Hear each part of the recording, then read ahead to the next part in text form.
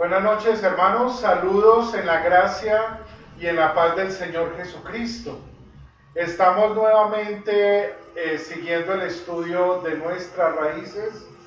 Vamos a estar estudiando acerca de la predestinación y la elección eterna de Dios. Eso corresponde al artículo 11 de la fórmula de concordia. Iniciamos con oración. Padre bondadoso, te agradecemos por el estudio de tu palabra y el perdón de los pecados que nos das por los méritos de Jesús nuestro Señor y Salvador. Pedimos en esta noche que nos des el entendimiento, la sabiduría y que el Espíritu Santo sea nuestro guía y nuestro maestro. Por Cristo nuestro Señor. Amén. Muy bien, hay una pregunta con la cual vamos a iniciar la clase de hoy.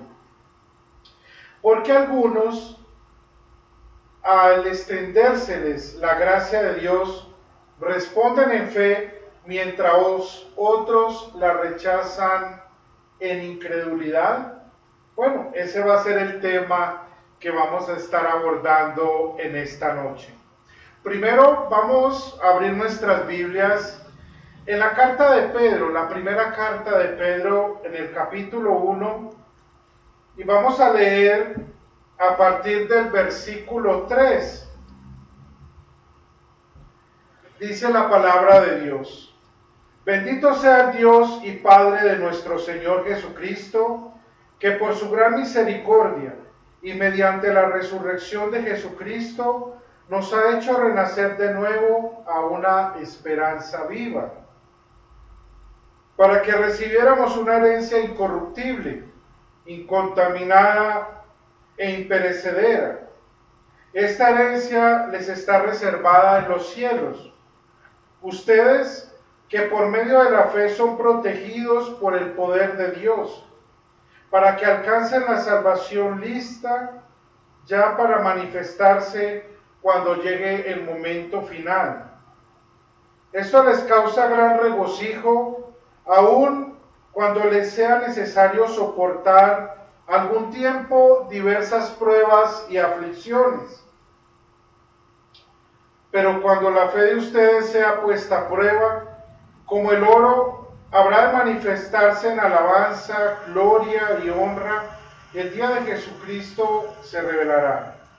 El oro es perecedero y sin embargo se prueba en el fuego, y la fe de ustedes es mucho más preciosa que el oro. Ustedes aman a Jesucristo sin haberlo visto y creen en Él, aunque ahora no lo ven, y se alegrarán con gozo inefable y glorioso, porque está alcanzando la meta de su fe, que es la salvación. Los profetas que hablaron de la gracia destinada a ustedes estudiaron e investigaron con detalle todo acerca de esta salvación.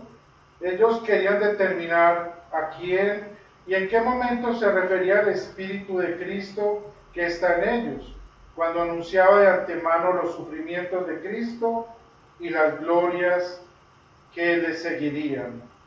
Dios les hizo saber que su tarea no era para ellos mismos, sino para nosotros, y que solo administraban lo que ustedes ahora anuncian, aquello que les ha predicado el Evangelio por el Espíritu Santo enviado del cielo. Estas son cosas que aún los ángeles quisieran contemplar. Hermosa lectura, ¿verdad?, de la palabra de Dios. Y en esta lectura vemos un gran consuelo, como sin duda lo es la doctrina de la elección eterna de Dios, o también conocida como la predestinación. Y recuerden que tenemos en mente una pregunta, y es: ¿por qué algunos, cuando se les extiende la gracia de Dios, responden en fe y otros la rechazan? Esa va a ser la pregunta que va a estar como transversalmente a lo largo de la clase de esta noche. Bueno, primero vamos a considerar los propósitos sagrados de Dios, que no los podemos evaluar desde nuestra razón, porque vamos a entrar en dos extremos que vale la pena mencionar en este momento.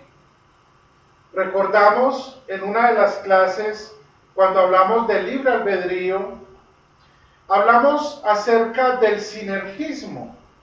El sinergismo es una falsa doctrina que dice que el ser humano aporta algo a su salvación.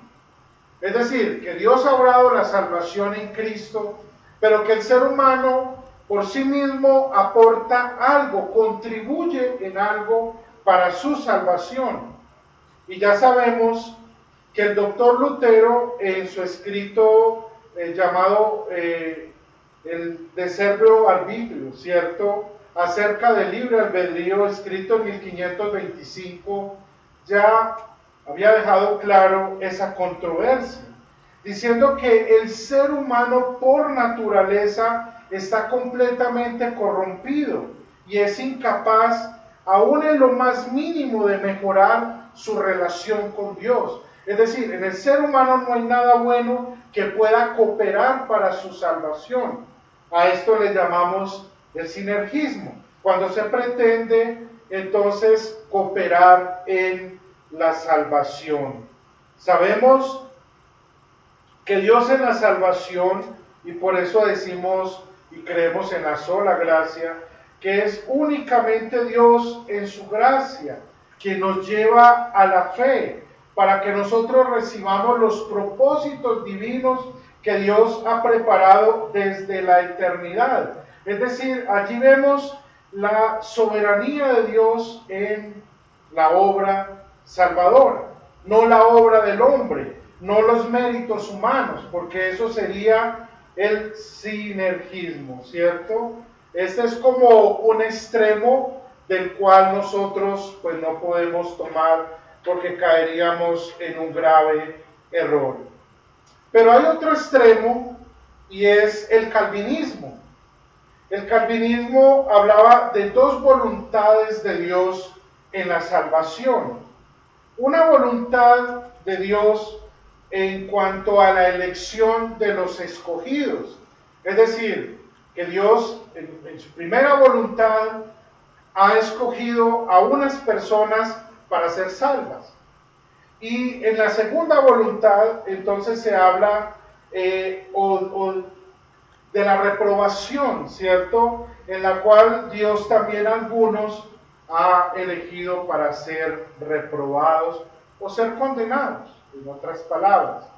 Ambos extremos no son compatibles con lo que nos enseña con claridad la palabra de Dios. Primero, el sinergismo, como ya hemos visto en anteriores estudios de la fórmula de concordia, no es compatible con las Escrituras, porque las Escrituras dicen que por nosotros mismos no podemos salvarnos. Romanos 3, 9 y siguiente nos dice: no hay justo ni aún uno, todos se han desviado, todos se han hecho malos a la verdad. Entonces ningún ser humano puede salvarse por sus obras, porque en él no hay nada bueno que pueda permitirle cooperar en la salvación. Y segundo, vemos también como un extremo nocivo y contrario a lo que enseñan las Escrituras el hablar de dos voluntades. Una voluntad para elegir para salvación a algunos y otra voluntad para reprobar a otros para la condenación. Lutero siempre siguió la línea de lo que las Sagradas Escrituras enseñan. Es decir, que el ser humano es el único responsable de su incredulidad y por tanto de su condenación eterna. Que el ser humano, por causa de su pecado, merece el justo juicio de Dios sobre sí y que su recompensa es la perdición eterna en el infierno. Pero cuando nos preguntamos entonces, ¿cómo es que algunos creen y algunos no creen? Que es la pregunta que ya les había mencionado, que es transversal al estudio del día de hoy, deberíamos decir, como lo enseñó el doctor Lutero. Simplemente ante esto, debemos cerrar nuestros labios y guardar silencio, porque simplemente no lo sabemos, pero lo sabremos cuando estemos en el cielo, en la gloria, junto con nuestro Padre Celestial. Por ahora, sería necesidad tratar de entenderlo, porque caeríamos en el sinergismo tratando de decir de que una persona acepta o rechaza la gracia de Dios por sí mismo, por su propia voluntad, o caeríamos en el error de hablar de las dos voluntades de Dios, una voluntad para salvar y una voluntad para condenar, como es el problema del calvinismo. Entonces, ya teniendo en cuenta esto, podemos ver que ante ese gran consuelo que nos da esta doctrina, no podemos imponer el criterio de nuestra razón para entenderlo, como ha sido el error de los sinergistas y el error de los calvinistas, sino simplemente, como bien nos aconsejaba Lutero, guardar silencio y simplemente creer, y en la vida eterna, por supuesto, que tendremos claridad al respecto de esto. Los teólogos fieles a la Confesión de Augsburgo y a la enseñanza bíblica siempre han creído y creemos fielmente en la manera como Dios a través de Cristo obró nuestra salvación, y que la elección divina, por ende, se enseña como la causa de la salvación del ser humano. Y no existe nada en el hombre, ni en su libre albedrío, que motive dicha elección. Las personas que somos salvas por la gracia de Dios, no ha sido porque Dios haya encontrado en nosotros algún mérito, sino simplemente ha sido la buena voluntad de Dios para con el ser humano, porque de tal manera amó Dios al mundo que dio a su único Hijo, para que todo aquel que cree en Él no perezca, sino que tenga vida eterna. Entonces los luteranos, como lo subraya la fórmula de concordia, creemos en la sola gracia y en la gracia universal de Dios. Es decir, que Dios quiere que todos los hombres sean salvos, como dice Primera de Timoteo capítulo 2, porque la voluntad de Dios es que todos los hombres sean salvos y vengan al conocimiento de la verdad. Pero vamos a revisar rápidamente algunos apartes del artículo 11 de la fórmula de concordia acerca de la predestinación y de la elección eterna de Dios. Ya tenemos claro de que no podemos caer en la falsa doctrina del sinergismo, tampoco en el calvinismo, ¿cierto? Es decir, en la voluntad del hombre que coopera en la salvación, porque eso es falso, pero tampoco en creer en que hay dos voluntades de Dios, una para salvar y otra para condenar. Ninguna de esas posiciones. Creemos lo que enseña la palabra, que Dios nos ha predestinado desde antes de la fundación del mundo para que fuésemos santos y sin mancha delante de Él, como nos dice Efesios capítulo 1. Pero como no logramos por nuestra propia razón llegar a eso, entonces el consejo de Lutero es muy sabio, y es guardar silencio ante esto, porque son misterios de nuestra fe que los creemos y los recibimos por medio de la fe. La fórmula de concordia en el artículo 11 nos hace una distinción entre la presciencia de Dios y la predestinación. Dos cosas muy diferentes. Cuando se habla de presciencia de Dios, estamos hablando del conocimiento de Dios de todas las cosas antes de que ellas acontezcan. Como nos dice el libro de Daniel en el capítulo 2, versículo 28. El Dios que está en los cielos puede revelar cosas ocultas, y Él ha hecho saber al rey Nabucodonosor lo que ha de acontecer al cabo de los días. Es decir, la presencia de Dios es el conocimiento previo, de ahí la palabra ciencia de Dios, el conocimiento previo de Dios de las cosas que han de venir. Y esta presciencia entonces se extiende por igual a los buenos y a los malos, ¿cierto? Esto debe quedarnos claro, porque es el conocimiento de Dios de todas las cosas que van a pasar. En cambio, nos dice el artículo 11 en el numeral 4, en cambio la predestinación o elección eterna de Dios abarca únicamente a los creyentes, los hijos amados de Dios, y es causa de su salvación. También esta salvación la provee Dios, quien asimismo dispone todo lo que atañe a ella. Sobre esta predestinación divina está cimentada nuestra salvación con tal firmeza que ni aun las puertas del infierno pueden prevalecer contra ella, como nos dice Mateo 16:18 y Juan 10:28, que nadie las arrebatará de su mano. Entonces, la predestinación únicamente ¿a quién abarca? A los creyentes, ¿cierto? A los hijos amados de Dios.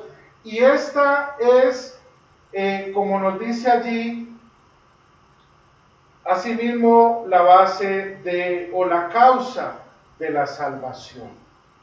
Esto es muy importante. Por eso también la confesión de fe de nosotros en la fórmula de concordia nos dice que es una doctrina de gran consuelo para los creyentes. O sea, esto no debe traernos confusión, todo lo contrario, nos trae alegría y esperanza. Saber de que Dios en su amor nos ha salvado por los méritos de Cristo, por gracia, sois salvos por medio de la fe, y esto no de vosotros, o sea, no es el sinergismo, ¿cierto? No es de nosotros, no por obras para que nadie se gloríe. Eso es lo que nos da entonces gran seguridad.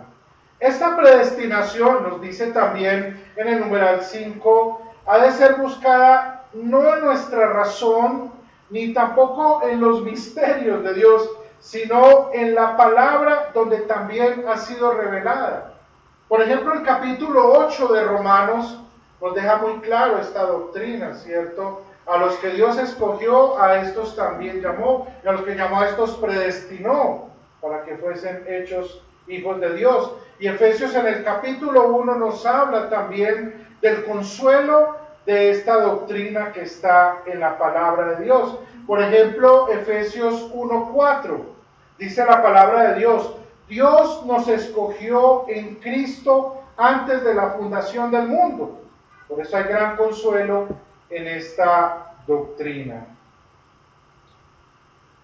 Esta doctrina, como nos dice también en el numeral 8, nos lleva a que nosotros no la juzguemos en base ni a la ley de Dios, pero ni tampoco en base a nuestra razón, como ya lo he mencionado.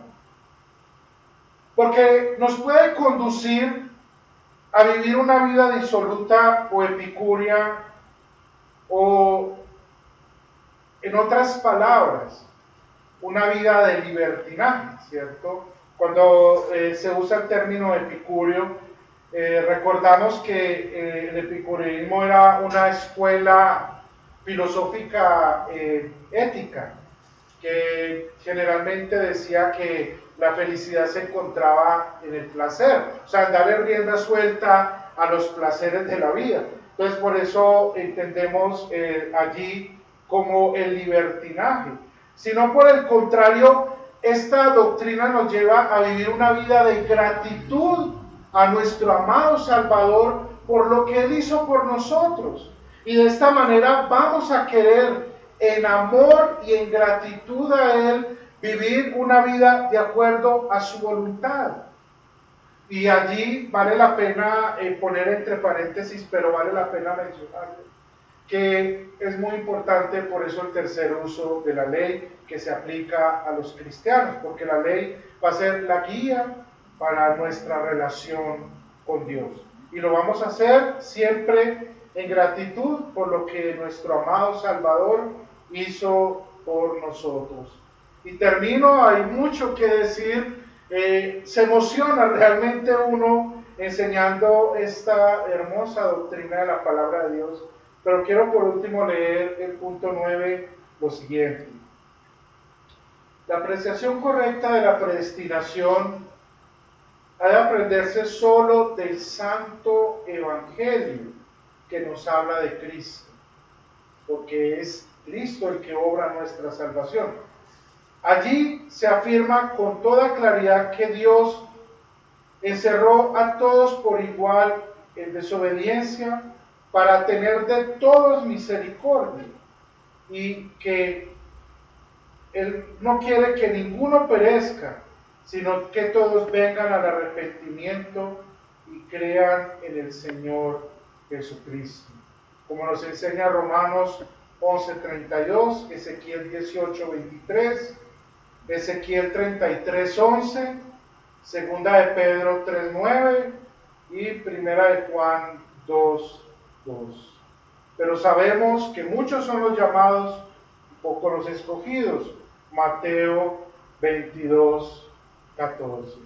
Pero esto no quiere decir que el deseo de Dios sea siempre salvar a todos. Y hoy agradecemos a Dios, como nos mueve también la declaración de lo que creemos en cuanto a esta doctrina de nuestras confesiones luteranas, que solo nos queda es agradecer, porque somos grandemente consolados por esta enseñanza de la palabra de Dios. Terminamos con oración agradeciendo a nuestro amado Padre. Te agradecemos, Señor, porque has preparado, como nos dice Efesios 1:4, desde antes de la fundación del mundo, la salvación en Cristo. Te agradecemos porque nos has llamado al Evangelio, no porque hayas encontrado en nosotros un mérito, todo lo contrario, sabemos que somos trapos de inmundicia y que por causa de nuestro pecado somos objetos de la condenación eterna. Pero has tenido misericordia de nosotros, dándonos a Jesús y llamándonos por medio del Evangelio a la fe, creando en nosotros la fe verdadera, para que por gracia seamos salvos por medio de la fe. Y esto no de nosotros, porque reconocemos que es un don de Dios y no por nuestras obras, para que nadie se gloríe. Y agradecemos por tu misericordia y tu amor para con cada uno de nosotros. Guarda y bendice la vida de todos nuestros hermanos, también de los amigos que siguen esta enseñanza de tu palabra. Por Cristo, tu Hijo, nuestro Señor. Amén. Un abrazo fraternal para todos ustedes. Dios les bendiga en Cristo Jesús.